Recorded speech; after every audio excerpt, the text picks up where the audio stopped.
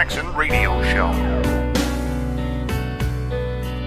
Welcome back, everybody. Kevin Jackson here. It's Kevin Jackson Show. Pennsylvania school is going to arm their teachers and students with rocks.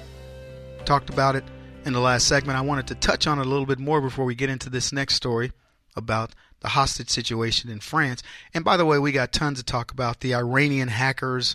I want to do a little bit of listener stuff, so you guys know that. We'll talk a little bit about the economy and some other things. We've touched on quite a bit today already. But this rural school district in Pennsylvania that wants to give buckets of rocks to students and teachers, they say, as a last resort, should an armed intruder burst in. I just find such a fascinating story. And as I said, I talked about it earlier, but I want to read you a statement of what the principal said. We always strive to find new ways to keep our children safe. Yeah. In order to thrive and to find new ways to keep their children safe, or try to find new ways to keep their children safe, we're going back to the caveman era.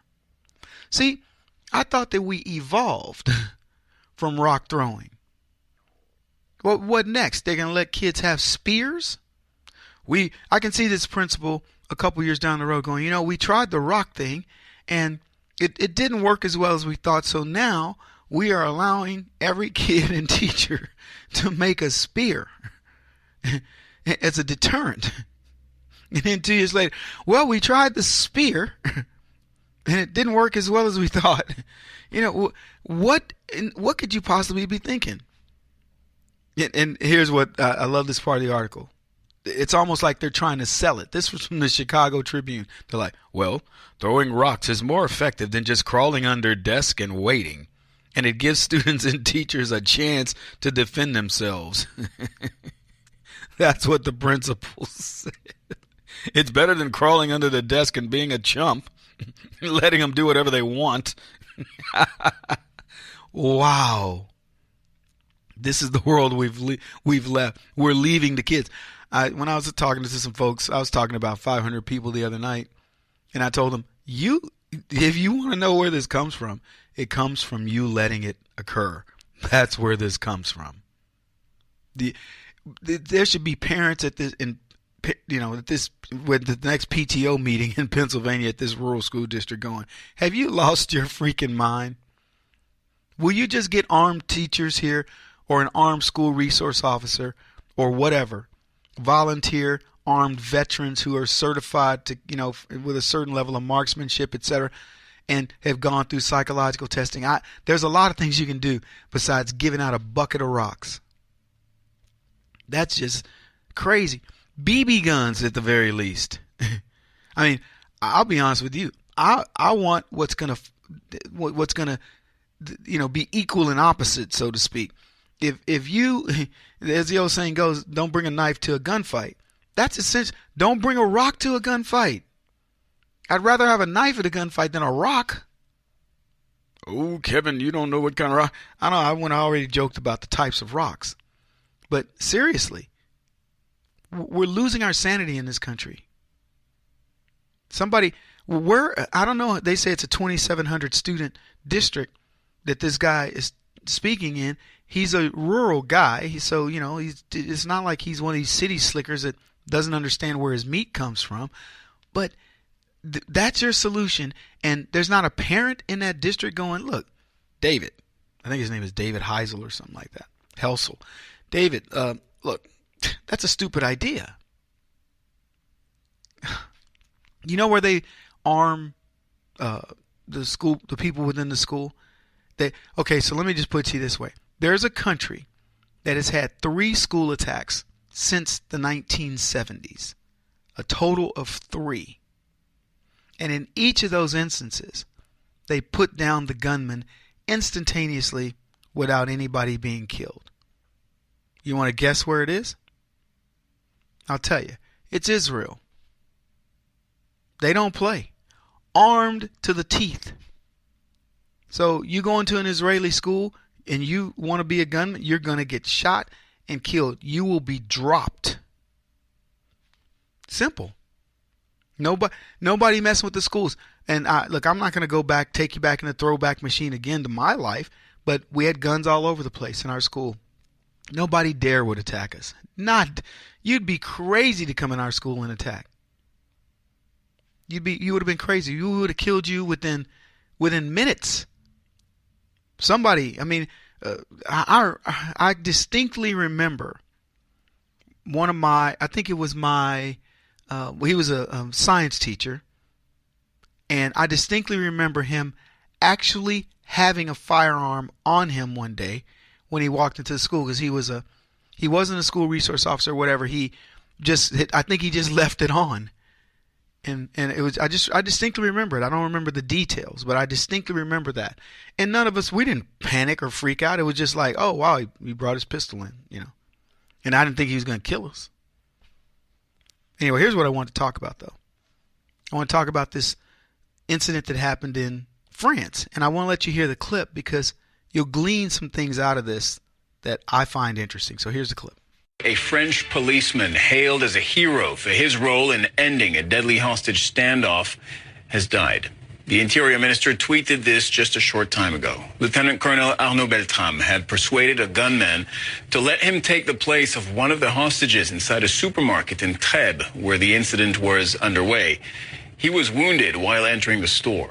The gunman was killed by police when they stormed the building. This came after a 4-hour standoff. 3 others were also killed on Friday by the gunman during the attack. Our Melissa Bell joins us now on the line from Trèbes in France. Melissa, run us through the story again of how the lieutenant colonel had emerged as a hero. It's an extraordinary story of heroism, Cyril. It began, of course, with the events of yesterday morning when the assailant, who's now been identified as Redouane Lactim, carjacked, went to a carjacking on the inside Carcassonne, first of all, just after 10 a.m., taking the car, using it then to attack a group of 4 police officers who'd been on a jog, injuring one of them by firing on him, shooting him in the shoulder, before then heading off to the town of Trèbes, in the outskirts of Carcassonne, where this standoff with the police began.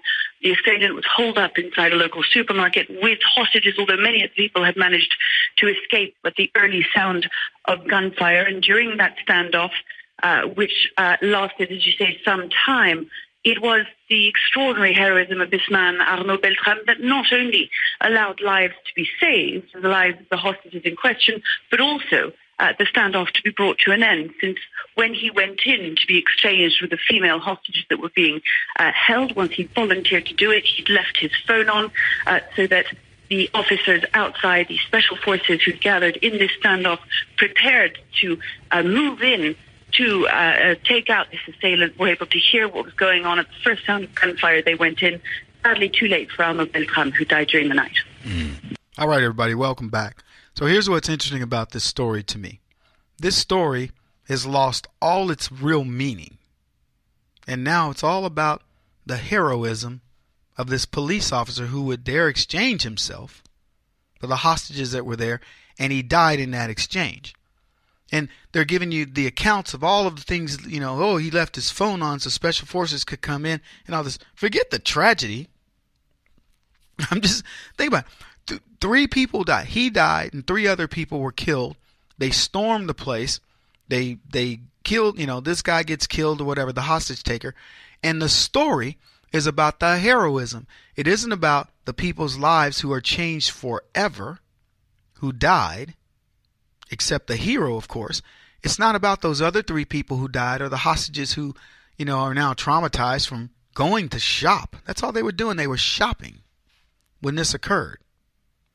And what do you know about the hostage taker? Did you catch it? They give you his name, like Omar Hatib. It was, and they didn't even. I'm just telling you, if you weren't paying attention, you don't even know who this person is. This person, I didn't do a lot of research on this story. The only reason why I'm even interested in it is because it's France and I used to live over there. But here's what I'll tell you. Guarantee you this guy's a Muslim. They've completely soft-shoed the idea that some Muslim went into a supermarket, took a bunch of hostages in a long-term standoff, ultimately getting Lieutenant Colonel killed and 3 other people, and they focus on the heroism of the act. See, they're not fooling me. And I don't think they're fooling you either. They want us to forget what precipitated all of this, and now we're supposed to look for the good news in this attack where 4 people were killed because of some nutcase. Probably, yeah, I mean, who knows, right? We can only speculate at this point. But I'm just saying, I don't think this guy went in there because he was disgruntled about the price of beef. I don't think he went there because he's a former employee and he says, you guys did not treat me well when I worked here or whatever. He went there because he's a troublemaker and he's one of these refugees that's killed a bunch of people. Kevin Jackson on the Black Sphere Radio Network. Do you owe back taxes to the IRS or state? The secret to avoiding the IRS nightmare is to seek professional representation. My friends at Security Tax Associates provide the most cost-effective and ethical representation in the industry while helping to avoid seizures, levies, and wage garnishments. Security Tax Associates is here to ensure that the appropriate steps are taken to permanently eliminate any possibility of future tax burdens once and for all. For a free, no-obligation consultation, contact Security Tax Associates, 844-779-4177. That's 844-779-4177. 844-779-4177. Or visit them at securitytaxassociates.com.